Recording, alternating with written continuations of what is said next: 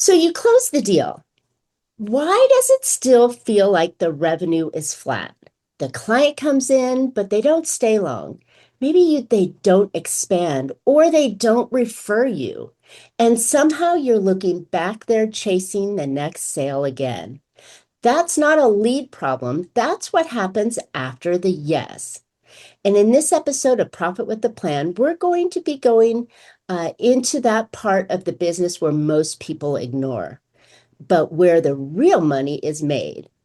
What your clients experience in the first 72 hours is incredibly important, and why onboarding quietly kills momentum, and how to turn one good client into repeat revenue, referrals, and a natural next step offer. So if your business feels like it's always starting over each month, this conversation will help you where the cycle is breaking and how to fix it.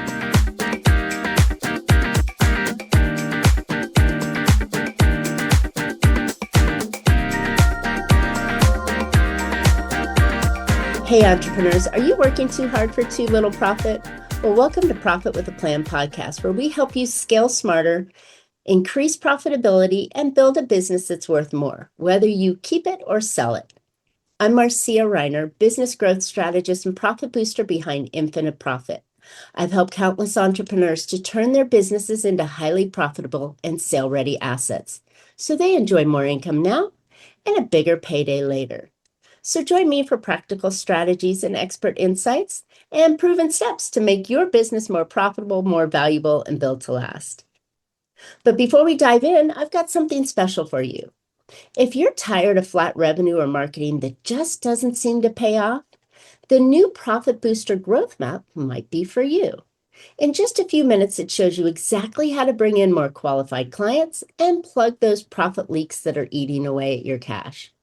Go get your growth map right now or after the show at profitbooster.biz/growth map and start turning missed revenue into real money. All right, let's jump into today's episode.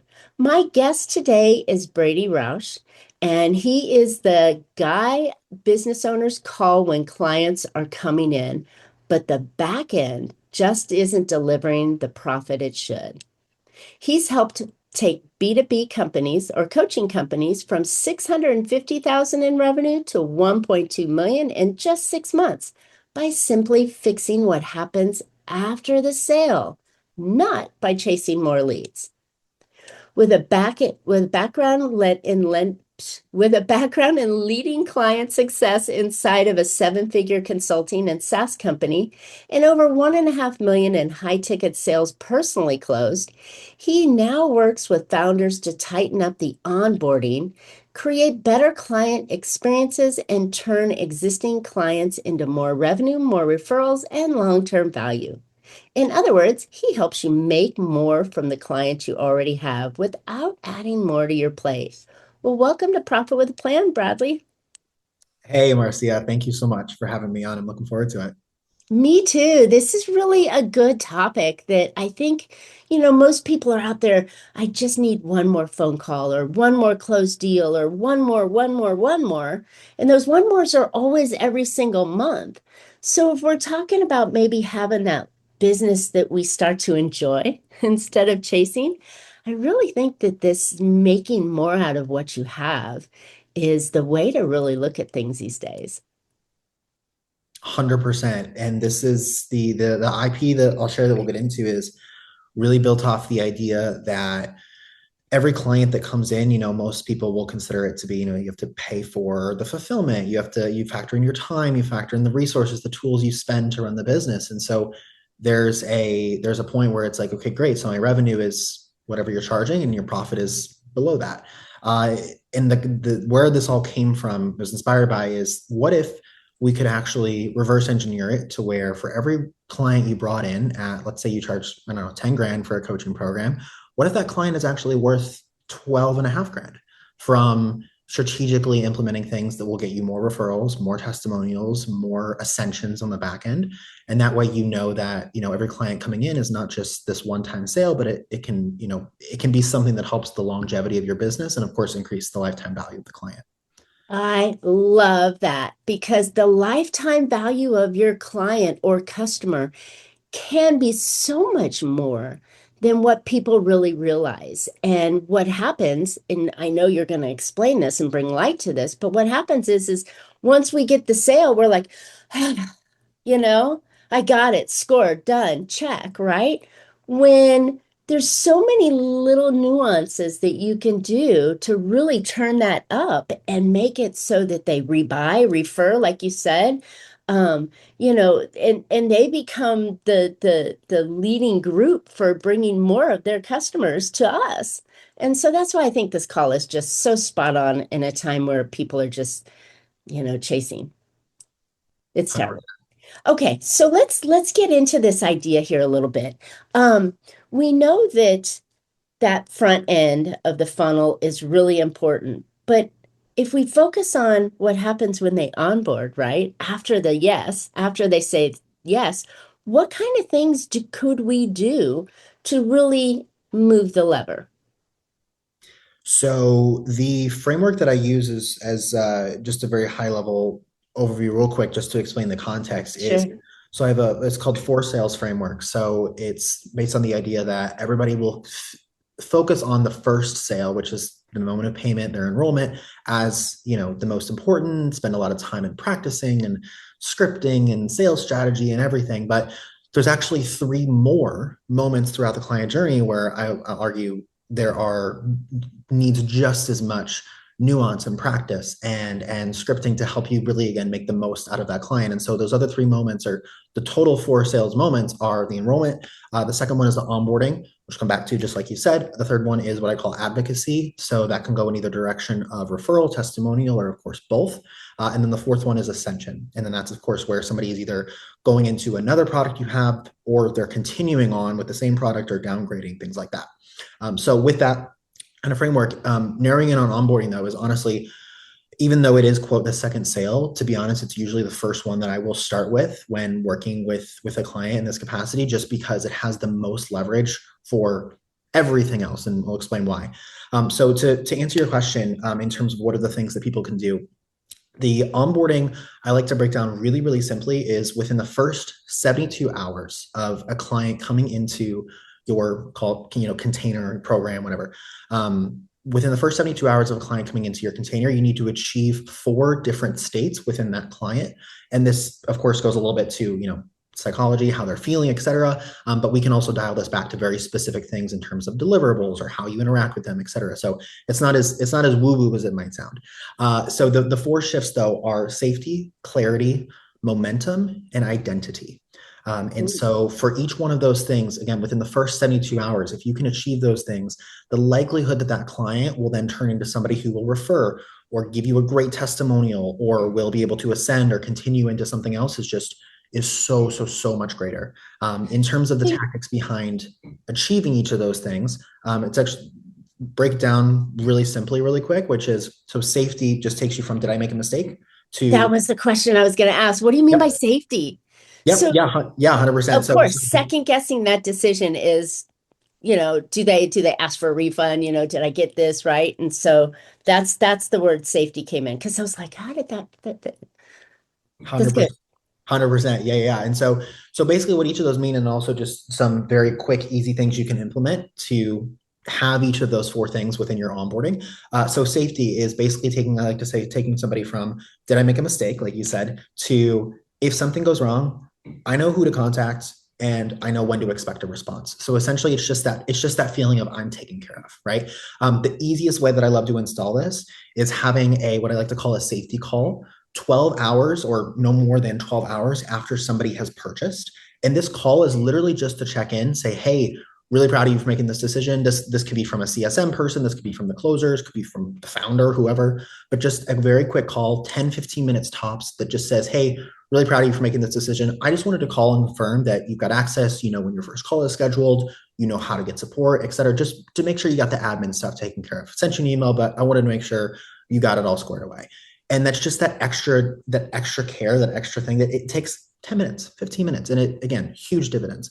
As Before you go on, I think that that's actually a really important piece though, because you want to set good expectations of what they can do. And I think and I keep using this, I'm like using it every time it seems like anymore, but we're in this Amazon phase of like, right?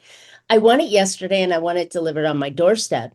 So if you sell something, um, the customer expects to get it immediately, immediate access. And it sounds like what you're doing is you're just making sure that they're getting access, that they've got, abilities to log in, that they know who to contact, that they understand this is the scheduled appointment. It's just it seems like duh, but it's so much more. And like you said, it's often forgotten. 100%. And then just really quickly go kind of deeper on the psychology behind this is, the client is most volatile emotionally within, those first 48 to 72 hours after making a purchasing decision. Usually, of course, we're talking a coaching program or consulting program, something like that. We're in the thousands. They're the most volatile, but they're also the most susceptible to influence from you. And so Mm, instead of risking the client coming in and for the first, handful of hours, handful of days, they're sitting there like, what did I sign up for? My first call isn't for a week. What am I doing? Da da da da da. You're simply just ensuring that they have a positive experience at the moment where it matters most. Like just to mm. really simply break it down. Yeah. I think I love the psychology that you're putting on both parts of it, right? Here's the technical side, right? But you're stepping into your customer's mind and you're going, what are they sitting there worrying about, right? Oh, I just wrote this check or I just flipped my, credit card at them. And it's like, what did I do? Right. And so you're reinstating that opportunity of you made the right decision.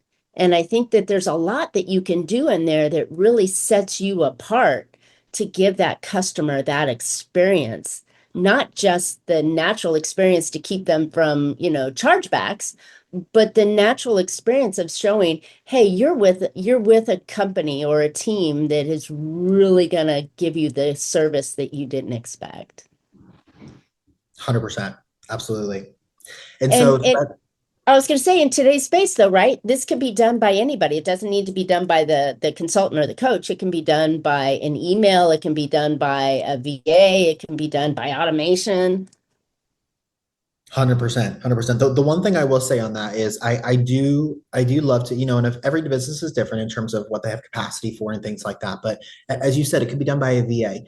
Even just even just a call from somebody who, the only information that they have is again those key points, they're reading from a script, you bare bones, just a person on a call. That's it. And even just that, even if they have no answers to any other questions, that in and of itself will do so much for you. Obviously, you want to make it more useful than that, but it's a minimum, minimum viable standard for sure. Love it. I love how you say it's minimum viable, right? It's today's basic standard almost rather than up leveling you to the better experience. And I like that. Okay. So after we do the onboarding, right? And we have somebody reach out to them. Are there any kind of like, is this a opportunity to upsell them into anything, or is this the opportunity to just let them breathe and get ready for the next step? No, I would definitely say this is just the opportunity to let them breathe. You know, there's a standard that needs to be set for what this client can expect in terms of fulfillment because all of these promises, all of these expectations were just set, they were just made, and they have no proof that you will actually come through on any of Mm, this. And so I think that this is just a really good moment to just as you said, take a step back. And again, make sure that they have all the tools they need. And actually, that goes into the second thing. So again, in onboarding, you want to achieve these four states. Which first one is safety. This next one is clarity. And so this goes kind of the phrasing I think of it in is going from what did I buy? Where do I start? Going to I know exactly what to do this week, and I know exactly what not to touch yet. And the interesting part about that one is again just to kind of for the tactical side and also the psychology side of this. the tactical side of this, my favorite way to create clarity with a client immediately is create a custom resource that you send them. Now, obviously, there's a lot you can do with AI to enhance this, to make this easier. You can have it build out the slides, you can have it build out the thing, the PDF, whatever, to make it quote customized, which I do all the Mm. time. But it basically, what it'll do is three things really important. Number one, it lays out what they can expect the first week. So it lays out what the first 7 days of the experience is going to look like. Number two, it explains what not to do yet, because a lot of people will jump ahead and a lot of people will move around when you have a very Me. clear client journey designed. And the third thing then is it will explain how it will feel before, during, and after doing the thing, which again, going into the psychology of this, it'll explain how they're going to feel throughout the journey. So that way they don't feel lost if they ever feel, that things are off. Setting those expectations is incredibly important. So well done on that. I think it's really important and a good move to do. All right. So after the clarity, After the clarity comes momentum. And so this takes you from I'll start soon to I've already done something that worked and I've seen the progress. And so my favorite way to install momentum into onboarding is to make sure that you require of the client to complete one somewhere between 15, 30 minute, maybe up to an hour long task that is a closed loop, meaning that it has both a leading and a lagging indicator. So it has an action and it has a visible result on the other end of that action. It's not just something where it's like, oh, start to do this process, or, oh, check this out. It's something that they start, they complete, they see a result from, all within, call it no more than an hour period. And this is going to vary based on the offer and sure. the specifics. And again, you can obviously, of course, make it AI leveraged to help with that. And what that's going to take them from is making sure that they know that, okay, this is a place where I'm actually going to see results, see momentum, because a lot of these people in different offers have been in other offers that they didn't see any results. So right there, you're breaking one of probably most people's biggest concerns. Wow. And that is so, so common in the coaching consulting space. The buyer has some sort of expectations that you're going to solve my problem. And, a few weeks in or a few months in, they're like going, well, the problem's still here. Why are we doing this? Right. And because you gave them the clarity and you set those expectations and then you started them a momentum, they're actually feeling good about their decision right out of the gate. So these are super valuable. I love it. Love the psychology around it too. Hey, quick pause here. If you've ever wondered what your next smartest move should be to grow your business, well, I've built something for you. It's called the Profit Booster Growth Map. It takes only about 2 minutes, it's totally free, and it shows you exactly where you're leaving money on the table and what to fix first. Go grab it for free at profitbooster.biz/growth map. Then come right back to the episode. All right, so we've got them in momentum and we're still in the 72 hours, right? This is Correct. this is Yes. even the second sale. We haven't even hit the other two sales. Yes, correct. And so the last part of the onboarding is what I call identity. So this is where you're taking somebody from thinking, oh, I'm just a transaction, or I'm just another sale, just another number to these people, to these are my people. Like this is where I belong. I belong inside of here. I want to stay inside of here, right? And my favorite way to do this is to have a welcome ritual. So of course, there's going to be things like group calls if it's a coaching program, or an onboarding call if it's a consulting program. That's fantastic. But you really want to make sure that you are intentionally introducing the client to at least one peer who's at a similar stage. And this is going to do two things. One, it's going to help the client to see that you recognize them for exactly where they are. You're not imagining that they're further ahead. You're not imagining that they're behind. You know where they are. You're connecting them to somebody at a similar spot. And the second thing it's going to do is it's going to give them accountability with this other person to progressing through the action steps that you lay out for them throughout the program. So would you do that on like I would have, oh, this is you're my client and I would have John come in and John's going to be on that onboarding call with me and he's going to give some, yeah, I was in your place or I'm there, I'm close to that. I'm one step ahead of you kind of thing.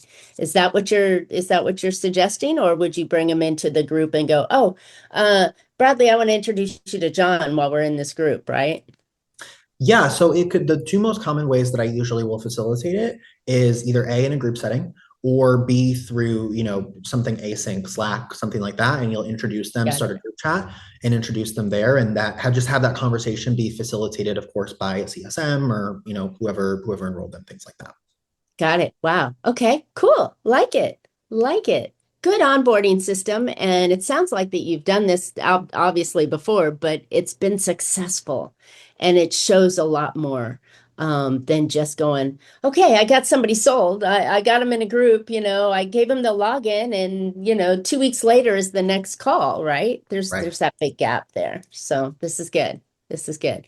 Okay, so we've done the original sale, we've done the onboarding, which to me is like you said, super valuable in making the other pieces go forward. So the ascension is the fourth one, but the third one is what again? Advocacy. So this is either testimonials or referrals. Got it. So they haven't and so thinking in my experience, I just bought, so I'm happy with my purchase, but I haven't experienced the service yet. So when does this advocacy take place? Yeah, great question. So this was built off this particular sale or playbook, if you will, was built off of the idea that, many programs, many even consulting offers, many offers across the board will wait until the end of the container to ask for a testimonial, to ask for a referral, because they'll think, well, the end is when the results are going to be the best, right? Regardless of if the results are objectively great or less than what we would expect, or whatever, the results are going to be the best at the end because they'll have the most time. I actually argue that that is the least effective time to ask for a referral or Okay. testimonial, advocacy in any form. And the reason is because people will take that extra step, give you their discretionary effort after you ask for it, not when the results are objectively the greatest, but when their belief that the results will be great is the highest. And that Mm. moment oftentimes comes, I like to say, anywhere between 30 to 50% of the way through the container.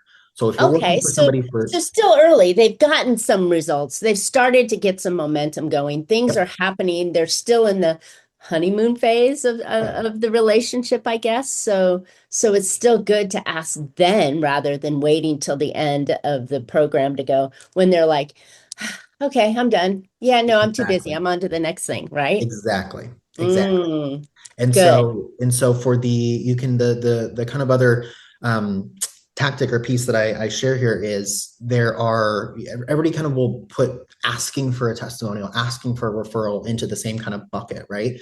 Mm, But there's actually I like to think of it as there's different tiers, there's different timings in which you can ask. I like to just split it up by there's a soft ask and there's a hard ask. So a mm, soft ask can just happen after they have, let's say, one of those first meaningful wins. They have a moment where you surprise them with a piece of, unmarketed delivery, what I like to say, which is where you give them essentially a bit of discretionary effort that you already plan to give them, but they don't know is coming. So it comes mm. off as a surprise. Things like that, where you can just simply ask them something.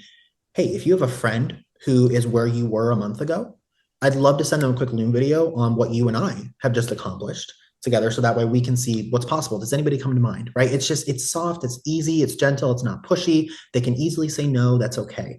A harder ask is, of course, when you've got some sort of a huge win, a big milestone moment, a big, something, a mid-program review, and maybe they're really on track, right? And that can be a lot more direct. Like, you've done the work, it's clearly paying off. If I asked you for, let's say, one person like you that you genuinely feel good introducing me to, who would that be? And I will treat them with the exact same care that we gave you. That's much more of a direct, stern thing. So again, knowing when to ask, but also knowing how to ask is really, really important as well. I think that makes it so much nicer, whether it's time for that soft ask or the hard ask, right? And I think it's so much because we all get kind of squishy and awkward, oh, do I have to ask for it? Or can I Yep. do like this fancy dance around to make it sound like I'm asking for it, but I'm not really asking for it, right? Or let me just type it out and write it Yep. out and, sneak my way in. And I know that that's a terrible way. But when they have that win, why not ask? And so does it work the same way for a testimonial? Absolutely. 100%. Okay. So oftentimes we get testimonials that are not exactly what we were hoping for. Um, is there a way to uh maybe coach them on a testimonial that you'd like to have them say, so it sounds more direct as to what, oh, Marcia's great. Well, yes, I am, but that didn't get a client for me, right? I wanted to hear the problem you had, how we solved it, and the solution you got from it, right? So it's in a clear. Do you ever think of giving them kind of a framework for the testimonial? Marcia, this is actually one of my favorite things to install in a business and talk about. And I actually don't get asked about this on podcasts often because this is a rather technical thing. So I love this question. Thank you for asking. Short answer is absolutely. I will actually take it one step further though, and I will have most of the time the business, the founder, in fact, so the most publicly facing person of the company, start their own, call it a podcast. It's not a podcast in the traditional form, meaning like, oh, we're going to care about views and things, but start getting on calls with clients once they say yes to a testimonial. You don't need to coach them. You don't need to tell them what to say. All you do is you get on the call. They know it's a testimonial. And they also know that it's, of course, it's recorded, it's a podcast, it's going on public assets, et cetera. But the framing of the call is so much different than what a typical testimonial is. The way you're going to frame it is you're going to say, listen, Sally, super proud of the progress you've made in the program so far. I'm so honored that we were able to be a part of your journey. Here's what I want you to share for just a couple of minutes. What would you tell yourself before you started this program? What would you tell that Sally? What would you tell that Sally is the hardest part of the process, the easiest part of the process, the most enjoyable part of the process, the least enjoyable part of the process? How would you help that Sally get to where you are now? Tell us a little bit about your experience there. And what that is going to do is it is just going to beautifully open them up to sharing all of their fears, all of the reasons why they thought they couldn't join or they shouldn't join or they didn't have the right tools to make it doing whatever, da da da da da.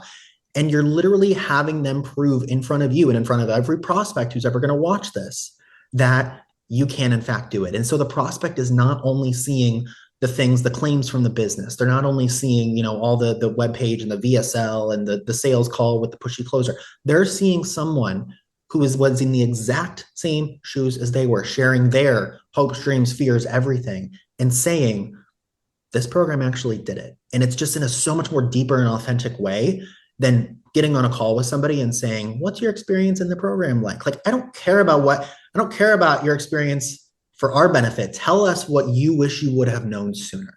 That's really what it boils That down to. is fantastic, Bradley. So, first of all, you're not asking them to write something when they have a moment, right? You're asking them to jump on a telephone call that you're recording and asking them for the answers of what you would tell yourself pre-joining. That is brilliant. Great way to get that because then you get a video testimonial. You're you're Exactly. you're you're leading the witness of sort, and getting Yep. them to the right point that you need. Powerful, powerful way to do it. I love it. Wow. Okay. Check. That's probably the easiest way of doing it. I mean, because then you're not trying to get them to say the right words and what they would say. So Exactly. perfect. Exactly. You can always have, Perfect. you can editor go in and you can chop it up however you want. And you'll probably have things in there that can be pointed at a particular prospect. You give it as a tool in the arsenal of your closers, of your sales team to say, I don't know, hey Tim, we had this client Sally who came in a couple of months ago. She actually just recorded a video testimonial. She was in the exact same spot you were.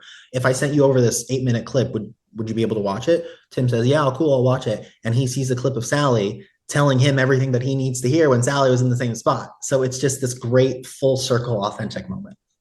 Which also validates and gives you information to use in your marketing and your strategies Correct. of the things that were going on in their head before they Correct. made that decision. So boom, boom, boom. It's super powerful. All right. Exactly. So we could have had a whole podcast on just talking about either the onboarding or the getting the testimonials and referrals, but we've got one more space to go before we run out of time. So the last one is the ascension. So tell me more about that. Yeah. So the idea behind the process of ascension is just simply making it feel like a natural, expected part of the process instead of an additional sale or instead of something that's Mm. auxiliary to the main, to the main program. And again, everybody waits till the end when quote results will look the best. That's when they wait to even broach the idea of moving on to a next thing or another container or whatever. And ascension can look like, ascension of course implies up, but that can look like something higher ticket. It can look like something lower ticket. It can look like a continuation of what they're currently doing, all different sorts. So again, like I said, with the referrals, I usually like to see these conversations started at anywhere between 30 to 50, maybe 60% of the way through the initial container. And it's a really simple conversation when you know how to do it properly. All it is you're just going to be simply covering the wins that they've experienced in the program, meaning they have to, of course, made progress, right? I hope you don't feel in alignment upselling somebody who hasn't made any progress. Uh, Listing out the progress that they've made, identifying any remaining gaps, and then exploring what the vision for, let's say, the next 6 to 12 months looks like, right? Or if it's a shorter container, shorter time. And that's simply it. And from that, it's going to come one of three different directions.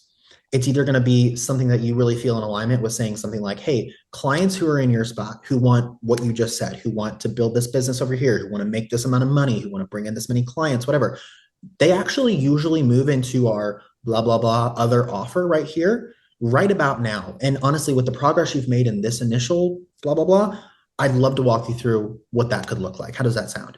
And it's usually going to be a really welcome, invited yes. The second direction you can take them is clients who are in your spot, who are wanting XYZ, what you just said. They usually move into the next offer right about now. But I'll be honest, I'd be doing you a disservice if I were to offer that to you right now or bring you into that, just because we need to still address a few of the gaps that we just mentioned. So let's talk about how we can focus on closing these gaps over the next, say, 2 to 4 to 6 weeks. And then let's talk about what it looks like to get you into this next thing. And that is great because it still just plants the idea of what it could look like long term, and it gets them thinking about that longer term vision for themselves. And then of course the third direction is, if it's not a good fit for the continuation thing in any capacity, you say, listen, totally, I'm great wins, obviously 6 to 12 month vision, cool, we want to hit that. Let's look at what a strong finish in this current container looks like, so you leave feeling complete, you leave feeling like you got more than your money's worth here. And so you just have that conversation, you pick a lane and you confidently go down that lane with the client. And again, with the phrasing and that kind of energy, it comes off as a very wholesome conversation. And I think I really like, it's not towards the end and you're not sprinkling, oh, I have this thing that I do for everybody, right? Correct. Or the next thing, or oh, by the way, if you want to go deeper with me, I've got this thing, right? Which I often hear sprinkling. Oh, and then reach out to me if you want to have a conversation to it. So it's not personal, saying, hey, we just had a milestone. So you could either, this is a great time for you to step in with more energy, or how can we make sure that you finish strong rather than just sprinkling an idea and saying, come on in. Yep. I think you're doing it at a right time rather than just every single time, as it comes through, or we're starting to have that oh, here's the next thing, or oh, so somebody went into this next program, and then towards the end it's the offboarding call that you make, that that secondary offer. It's often too late then, right? Absolutely, 100%. And it gets them focused on a totally different path often, or it's framed as a different path. There's the thing you're doing now, and there's this way other thing over here. Whereas you frame it instead as just a natural part of the process. It's like Mm. everyone who is in your position, who has achieved the wins you've achieved, who has done the things you set out to do, who has been fulfilled on the promises that we made to you, everyone who's in your position usually ends up ascending, moving to this next program, not because it's a nice to have, whatever. It's because it's the best thing for you. It's the best fit for you for what you're doing right now. And so if that's not, if that will not serve your vision for what you want your life to look like the next 6 to 12 months, that is a-okay. Let's figure out what it would look like to finish strong with what we're doing now. But if it does, I would actually be remiss. I would be disservicing of you if I didn't explore that with you. Yeah. Ooh, really good stuff. Okay, so let's recap briefly the four total sales, because this was really good. And surprisingly enough, they're not really sales, but they lead to sales, and they lead to those opportunities, those key touch points that really drive the relationship so much further than it ever could have. So repeat them again. The original, yes. 100%. The original yes, the enrollment, the onboarding, or I like to call the first 72 hours, advocacy, which is either testimonials or referrals, and then ascension. I love it. It's so smart and so overlooked. And I think that's where today's business owners are just like they're rushing to the next yes. And then they get them in and they're like, yeah, I got them in, let's go deliver, right? But and then they wonder why they're always chasing more customers. It's Exactly. terrible. Terrible. All right, listeners, thanks so much for. Oh, wait, Bradley, wait a minute. Where can listeners find out more about you? I mean, I was so excited about the whole idea. I know that this is something that listeners need to have. They need to implement this into their program, whether you're selling a consulting and coaching business, or even more importantly, if you're not, and you're selling something that is still intellectual property, such as you're looking at real estate agents, you're looking at attorneys or CPAs or content creators or whatever. I mean, there's so many options that you can use this platform in to really leverage up your business. So where can listeners find out more about you? Yeah, absolutely. So I've got a free resource on my website. It's the very first link on my website. It's just my name, bradleyrausch.com. And it's a guide that takes you through the 5 most common post-sale mistakes that I work with. So consulting, coaching, and SaaS companies are the 3 main verticals that I will work with this. And so it's the 5 most common post-sale mistakes that will actually cap profit per client, and each of them will connect back to one of the one of the 4 sales that we just talked about. Wow. Okay, great. And it's super easy to get, super easy to use and implement in your business. And I know that profitability is done because you're creating a lifetime value of your customer instead of, like you said, the 10,000, but what if you can make 12,000, right? What if you can, increase or create more clients coming in from it, just by implementing this system into your practice right now. So I love it. All right, 100%. great. Cool. Now, thanks for tuning in today. I hope you picked up some valuable insights and actionable ideas that can help you make more profits in your business. And before we go, just a reminder, if you're ready to bring in more of the right clients and keep more of what you earn, then go check out that Profit Booster Growth Map. It really pinpoints those top 3 moves to grow your business and your revenue fast. So go get it anytime at profitbooster.biz, and it's called the Growth Map. And while you're at it, don't forget to subscribe. You don't want to miss future shows. You can always find Profit with a Plan on any of your favorite podcast players. And we're looking forward to sharing more profitable strategies on next week's show. So until then, make your plans and profit with them. Thanks so much, Bradley. This was really helpful. Thanks for having me on, Marcia.